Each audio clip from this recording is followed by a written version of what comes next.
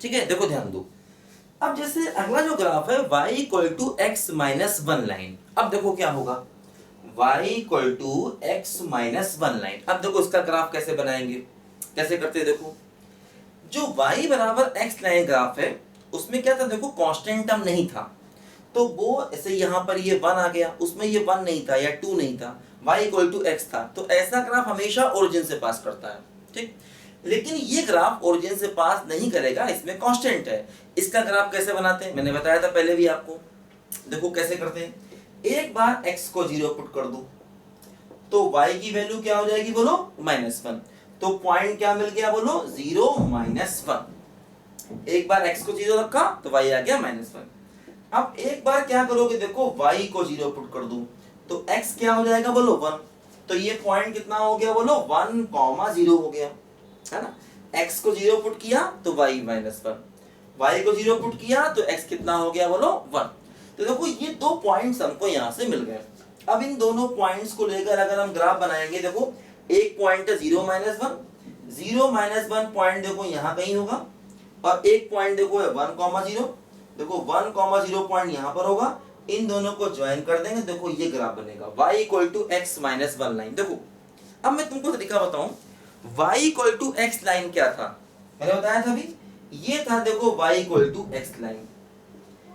अब इसी ग्राफ को अगर हम वन डिस्टेंस नीचे शिफ्ट कर दें तो बन जाएगा क्या, बोलो y equal to x minus one line. ठीक, y equal to x line graph ये था, ओरिजिन से पास कर रहा था, उसी को हमने वन डिस्टेंस नीचे कर दिया तो ग्राफ क्या बन गया, बोलो y equal to x minus one line graph. इसी प्रकार देखो अगर हम ग्राफ बनाना चाहे y equal to x minus two का, तो या तो ऐसे बना लें, एक बार x को 0 पुट करें, एक बार y को 0 पुट करें, तब भी बन जाएगा। या ऐसा करें कि इसी ग्राफ को 2 डिस्टेंस नीचे ले आए, एक ही बात है। देखो ध्यान दो, अब y equal to x minus two का ग्राफ हम ऐसे भी बना सकते हैं, एक बार x को 0 पुट कर दें, एक बार y को 0 पुट कर दें। ठीक, दूसरा तरीका देखो ये है कि जैसे मैंने बताया आपको शॉर्टकट तरीका, कि इसी ग्राफ को 2 डिस्टेंस नीचे ले आए, देखो ऐसे करके कुछ इस तरीके से, ये ऐसे, तो ये देखो बन जाएगा y equal to x minus two line. ठीक, ये वाला पॉइंट हो जाएगा 2,0 और ये वाला पॉइंट क्या बन जाएगा, बोलो 0,-2, ऐसे करके। ठीक, देखो ध्यान दो, अब हमने सारे अलग अलग लाइंस बनाए, y बराबर x लाइन, y बराबर x minus one line, y बराबर x माइनस टू लाइन। देखो सबसे पहले जब हमने y equal to x line बनाया तो x क्या है, बोलो 0 1 के बीच में। देखो अब हमें x की वैल्यू चाहिए है 0 और 1 के बीच में। देखो यहाँ पर x है 0 और यहाँ पर x है 1, है ना, x की वैल्यू 0 और 1 के बीच में। देखो जैसे 0 और 1 के बीच में हमारा जो ग्राफ दिखेगा, देखो वो इतना दिखेगा, देखो बस ये जो y equal to x line थी उसका ऐसा पार्ट लिया जो 0 और 1 के बीच में आएगा, 0 1 के बीच में आएगा, ऐसा पार्ट लिया। अच्छा देखो 0 पर इक्वल है, तो जब इक्वल है 0 पर तो यहां लगा देंगे डॉट, और 1 पर इक्वल नहीं है तो देखो यहां बना देंगे हम लोग सर्कल, ऐसे करके, है ना। y equal to x line बहुत बड़ा लाइन था, उस पूरे को नहीं लेना है, उसका वो पार्ट लेना है जो 0 1 के बीच में है। x की वैल्यू 0 1 ध्यान रखना, तो ये हो गया x बराबर 0 और ये क्या हो गया, बोलो x बराबर 1। तो ऐसा पार्ट लिया जो 0 1 के बीच में आया, तो ये आ गया y equal to x line between 0 and 1। आगे देखें ये लाइन कौन सी, देखो y equal to x minus one line. अब ये लाइन कहां से कहां तक जानी है, देखो 1 और 2 के बीच में। देखो ये है x बराबर 1 और ये है x बराबर 2, तो 1 2 के बीच में ये लाइन लेनी। देखो यहाँ 1 पर शुरू होगी और देखो 2 पर ऐसे खत्म हो जाएगी ये लाइन, ऐसे इसके पीछे ही मिटा देंगे क्योंकि 1 और 2 के बीच में लेना बस हमको, ऐसे करके ये है। तो y बराबर x माइनस वन लाइन लेनी है कहां से कहां तक, बोलो 1 और 2 के बीच में। देखो ये वाला पॉइंट क्या है, बोलो ये वाला पॉइंट है 1,0।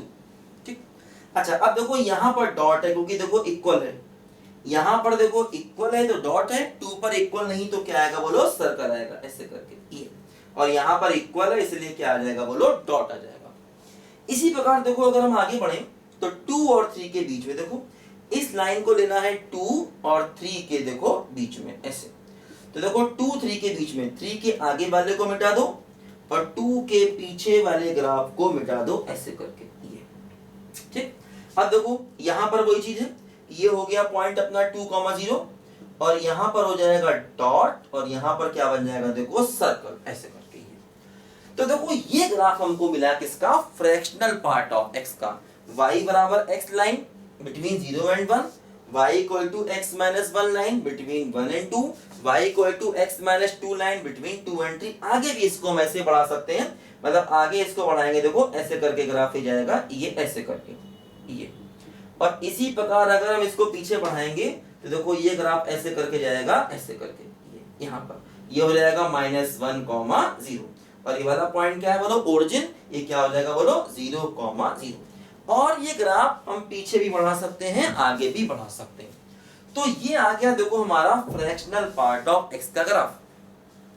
अलग अलग केसेस में देखो यहाँ पर अलग अलग लाइंस है, y equal to x line, y equal to x minus 1 line, y equal to x minus 2 line.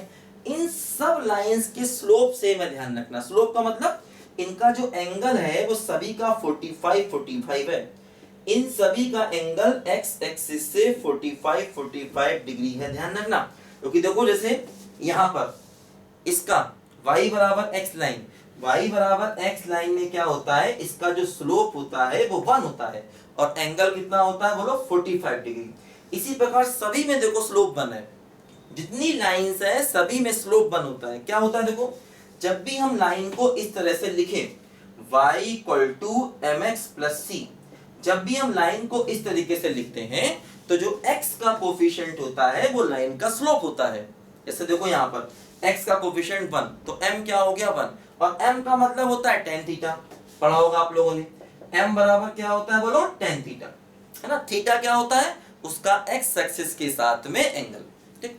तो जब भी हम line y equal to mx plus c लिखते हैं, जैसे हमने यहाँ पर देखो y equal to mx plus c लिखा तो m की वैल्यू हो गई 1 और m की वैल्यू 1 का मतलब tan थीटा की वैल्यू 1 और tan थीटा की वैल्यू 1 का मतलब थीटा कितना हो गया बोलो 45 डिग्री हो गया, ध्यान दो।